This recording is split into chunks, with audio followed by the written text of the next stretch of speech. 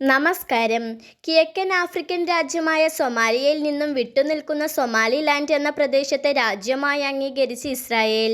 ഫലസ്തീനിൽ സ്ഥാപിച്ച Israel രാഷ്ട്രവുമായി Arab രാജ്യങ്ങൾ ബന്ധം സ്ഥാപിക്കാൻ യു.എസ്. കൊണ്ടുവന്ന എബ്രഹാം ഉടമ്പടിയുടെ ഭാഗമായാണ് നടപടി.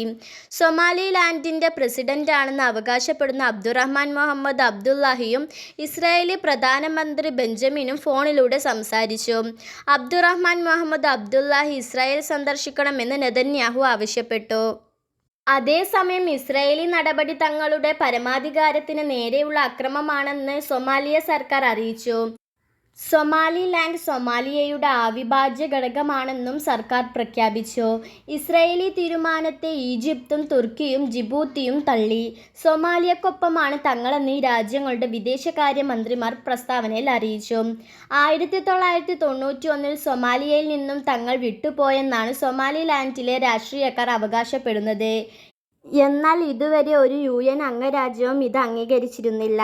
കഴിഞ്ഞ ഏതാനും വർഷങ്ങളായി യു.എ.ഇ. സൊമാലിലാൻഡുമായി അടുത്ത ബന്ധം പുലർത്തുന്നു. സൊമാലിലാൻഡിന് അംഗീകാരം നൽകുമെന്ന് യു.എസ്. പ്രസിഡന്റ് ഡൊണാൾഡ് ട്രംപ് ആഗസ്റ്റിൽ പ്രഖ്യാപിച്ചിരുന്നു. ആഫ്രിക്കയുടെ കൊമ്പ് എന്ന് അറിയപ്പെടുന്ന പ്രദേശത്ത് സ്ഥിതി ചെയ്യുന്ന സൊമാലിലാൻഡിലെ ബെർബറയിൽ യു.എ.ഇക്ക് വലിയ സൈനിക സന്നാഹമുണ്ട്. സമുദ്രത്തിലെ നിയന്ത്രണം നിലനിർത്താനും യെമനിലെ ഓപ്പറേഷനുകൾക്കും യു.എ.ഇയെ ഇത് സഹായിക്കുന്നു. ബാബ് അൽ മദേബ് കടലിടുക്കിന് സമീപത്തെ വാണിജ്യ താൽപര്യം സംരക്ഷിക്കാൻ ഈ പ്രദേശം അനിവാര്യമാണെന്ന് യു.എസും വിലയിരുത്തുന്നു. ന്യൂസ് ഡെസ്ക് മിൻഹ വേൾഡ്.